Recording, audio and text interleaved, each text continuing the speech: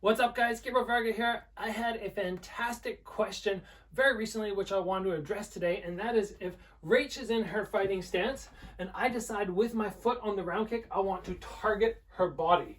But sometimes when I target her body, she drops her elbow slightly and then I end up clipping the elbow. The question was, how do I safely attack the body without compromising the instep of my foot or my actual foot? Because you've done it on the bag before. Sometimes you hit with your foot on the bag, unpleasant. It's an amateur move. And it doesn't feel nice, but as you get tougher and tougher, you're fine with kicking the bag with your foot. But we want to make sure that you're not making the mistake so that in sparring or in a fight, you end up making your foot just balloon up. Because sometimes that happens. You catch an elbow and it just balloons up. Yeah, you'll actually explode a blood vessel on the top of your foot. That's you can. What's going on. Okay, so a little step back for me. So the way I like to do this, I like to teach this method, is it's all about distance. It's understanding distance and understanding what I'm landing with when I'm kicking either to the body or the arm. So if we're in our fighting stance and I go, okay, I'm at this very long range here where I know if I kick down to the body, I'm going to be landing with my foot. I know now that if she drops her elbow, I'm going to be hooped. But if I now at this long range kick up a little higher, I target the bicep, kind of like the TIE fighters do. Now when I come in and I slam in there, it's my foot against her bicep. What wins? I'm going to win that exchange. But if I drop down a little bit and I end up going foot to elbow, she wins that exchange. So from a long range, I like to go foot up to the bicep. That's my target point. Now, if I want to try and actually target her body and not her arm, I try to close the distance a little bit. So instead of being just outside jab range, where I land with that, I move in. Now I'm just within jab range. Now when I land my kick, I'm coming with the lower part of the shin. I slam in, I try and land right to her torso, but if she does drop her elbow, I end up going shin to elbow.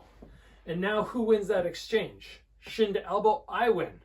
I've been kicked in the elbow, in particular when I fought Lordzilla. He landed a couple of kicks to the elbows. I remember we'd be out for meals sometimes and I put my elbow on the counter.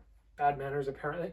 But I put my elbow on the counter and my elbow was so sore. You hit a funny bone. It wasn't a funny bone. He actually clipped my elbows and they were bruised for probably 2 or 3 months. It hurt so bad.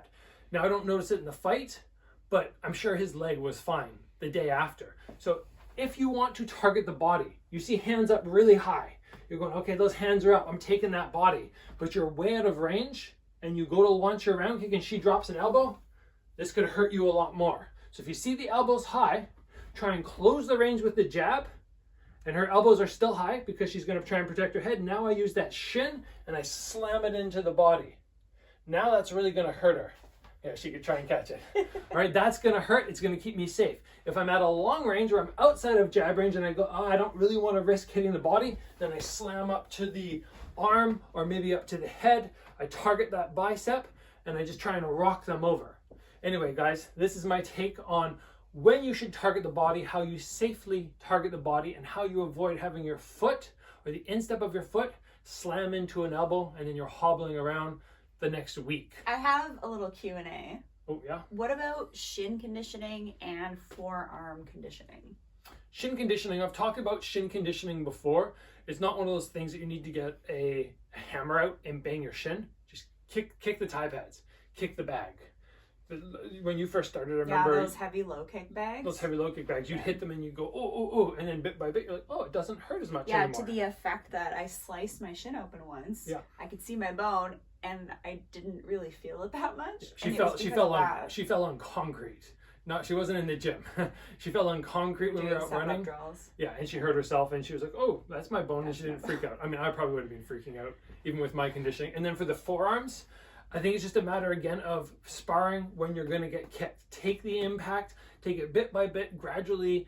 The bones, I don't know exactly what happens. Maybe you can explain to everybody. The bones start to, I don't know, calcify, or the bones get sort of squished together. Either way, you get more adept at dealing with that pain.